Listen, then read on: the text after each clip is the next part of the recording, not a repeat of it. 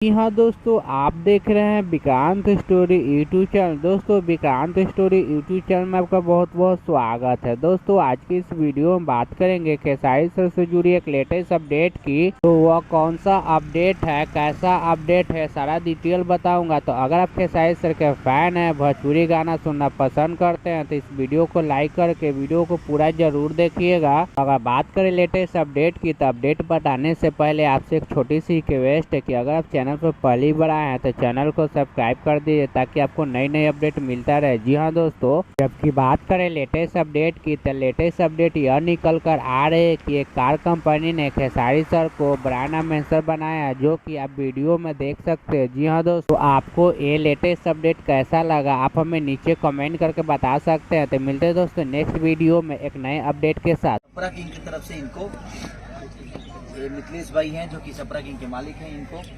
Innova Crysta को मैंने gift किया जा रहा है। तो आप लोग भी जितने भी हैं सपरा किंग से जो जुड़े हैं, आप लोग भी ऐसे ही 6 नहीं 10-10 करोड़ का माल बेचिए आप लोग साल भर में। और ये टारगेट दिए हैं कि अगली बार कम से कम हम 12 करोड़ का बेचेंगे तो इनको फॉर्च्यूनर गिफ्ट मिलेगी। मैं वादा करता हूँ ये 12 करोड़ के बेचेंगे तो हम लोग फॉर्च्यूनर देंगे इनको।